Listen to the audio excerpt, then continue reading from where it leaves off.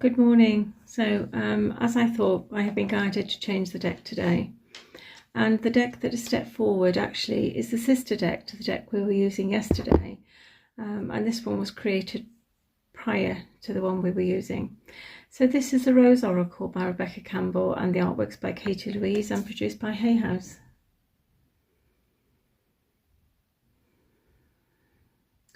And we've been gifted 3 beautiful cards, and the first of those cards is the Crowning, Initiation, Thresholds, Birth, Rebirth, a Seat at the Table.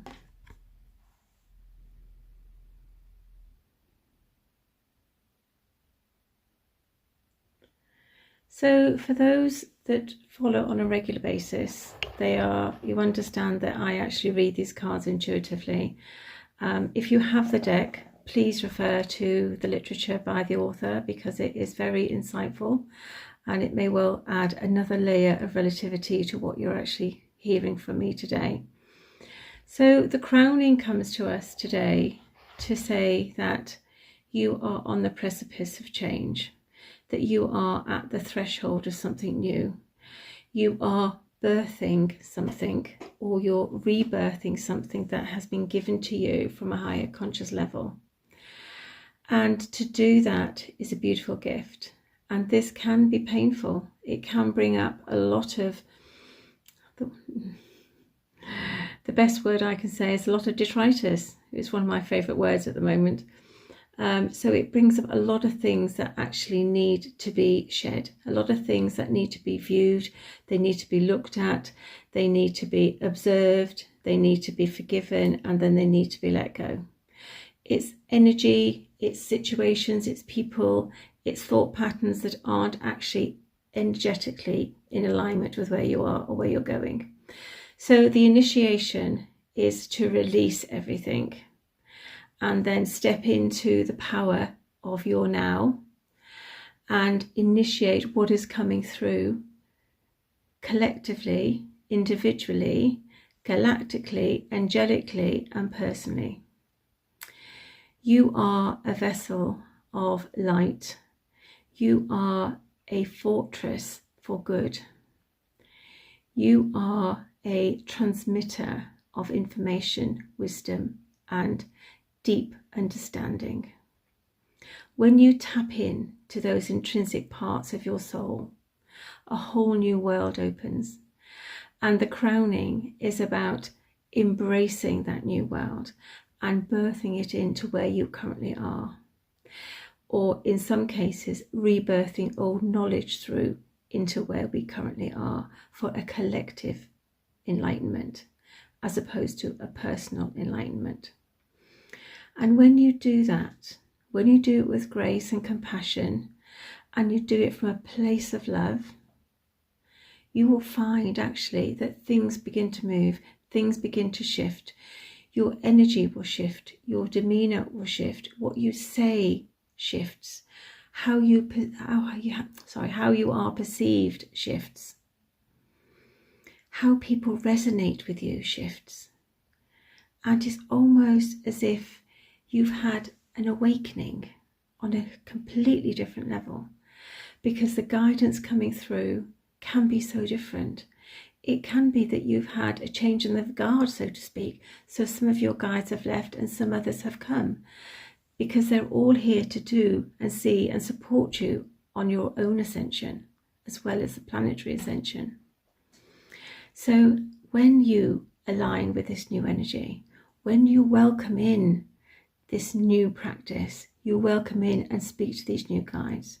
You tune in to what has to be said, what has to be felt, what has to be embraced and released, what has to be acknowledged and taught. Then you open up to a world of wonder at a different level. And when you do that, you will be given the opportunity to sit at the seat of a table of a different timeline and commune at a higher level with greater understanding and greater wisdom that comes through you. And you will witness this on a soul level and it will revolutionize how you feel, how you accept things, how you teach, and how you embrace what is coming forward. The second card today is the child within, inner mother, innocence, gentleness, and tenderness.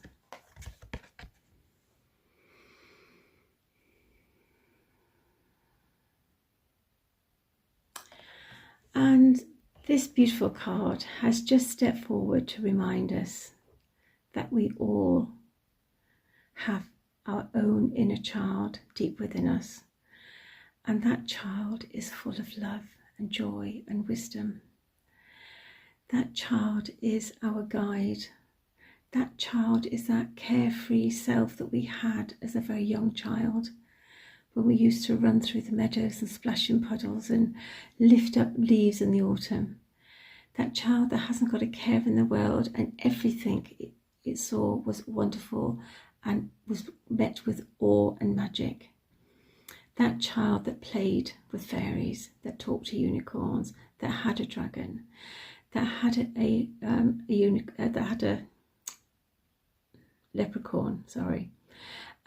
That child that actually was so full of love and innocence that it would smile, and other people looking at the child playing would smile in remembrance of how they used to do something exactly the same, and often wonder where the years have gone.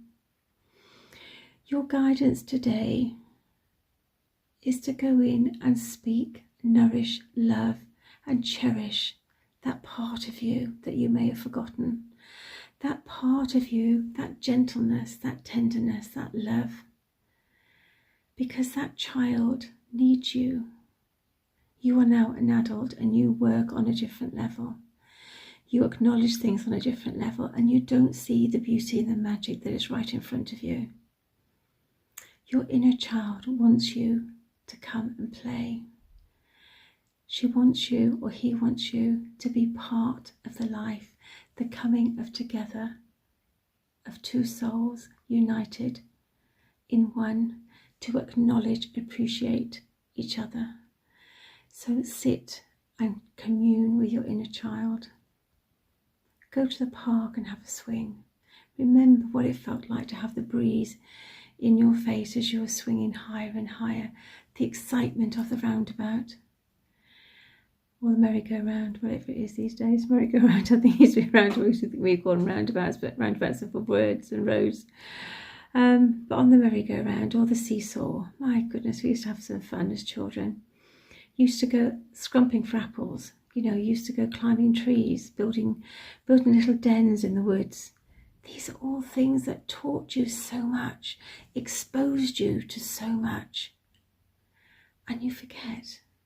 But it's time to nourish that child, and in turn that child will nourish you with the rememberings and the energy and the beauty and the love of what you are looking for. So be gentle. Go in and nourish your inner child. Find the excitement, find the magic, and just sit and revel in what you discover. Because they have a lot to teach us. They really do. From a state of complete innocence, they see, feel, and know so much more. And the last card today is Codes of the Seeds.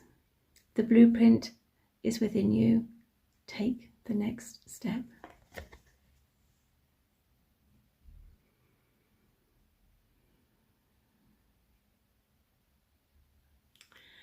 So this is a beautiful card, and again it's on about a birthing and an awakening, a releasing of all that magic that is within us.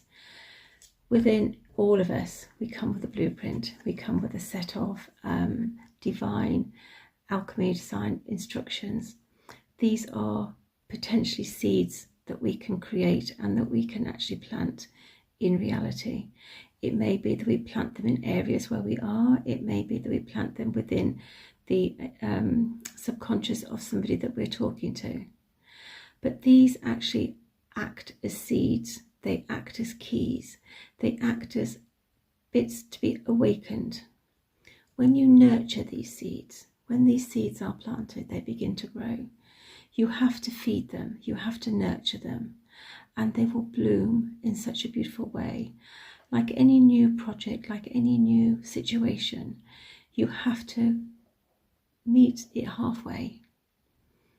It's new, it's scary, it's a little bit, oh my goodness, I can't do that. But you can. And these seeds, these codes are of inspiration. They're codes of awakening. They're codes of harmony. They're codes of magic. They're codes of deeper intrinsic knowledge. And they're access for you and for others to go deeper and raise more codes and more vibration and enlightenment, because we're all here. And if we don't seed those codes, then something is lost. It's like an old tale in the family that your great-great-great-grandmother may have told. Nobody took the time and the patience to write it down. Everybody has transformed it generation by generation, added a little bit, took a little bit away, and it has morphed into something. Now, it may be something quite beautiful, but it's very different from the original. You're asked to find the original codes and birth those original seeds, because that's what's actually needed within this now moment. Those seeds of hope, those seeds of joy, those seeds of love and wisdom, that deeper knowledge that is coming through your own line, your own maternal or paternal line, your own ascension line. They are your gifts to humanity, your gifts to this world, your gifts to yourself. So sprinkle your magic. Share your seeds, but remember to water them, because like all things, they need nurturing, they need love, they need tendering, and they need time to grow. They won't come, they won't manifest immediately. Like any plant, you plant a seed, you can watch it for weeks and you can't see it, you think it's dead. All of a sudden you've got a green shoot. So you water it, you love it, you speak to it, you fertilise it, and that shoot grows and grows and grows, and eventually you have a beautiful plant that blooms in the most divine way. That's what you're asked to do, to nurture these seeds, nurture yourself, nurture your inner child, and nurture anything that is coming through, because it is for sharing. It is so important to actually bring it through and deliver it and seed it into others. Now, you may not need to do the nurturing of everything. You need to nurture yourself and those that you have actually planted personally. But if you plant a seed in others, then that's for their higher consciousness and their own self to actually nurture and bring to fruition, because that's part of their awakening, that's part of their growth, that's part of their story. So we have 1, 2, 3. We had 4 little cards today from the Tony Carmine Salarino Eternal Light deck. And the first one is Divine Light. The divine expresses itself through you. Everything you do and achieve is a co-creation, a sacred union between you and the divine. And that's true because we are one. You are part of a union of souls which form a greater soul of humanity. Everyone and everything is one. It is time to explore your divine network. Recollection. Light and love illuminate your heart and thoughts. Eternity is always with you. Memories drift through the infinite spaces of your soul, like an ocean of light between two shores, like autumn leaves recoiling loving times upon this earth. Eternal love. Love knows no separation, although you may be physically apart from a loved one. You are connected spiritually. Those we love are always present in our hearts. You shall meet again. How could you not when love is everywhere.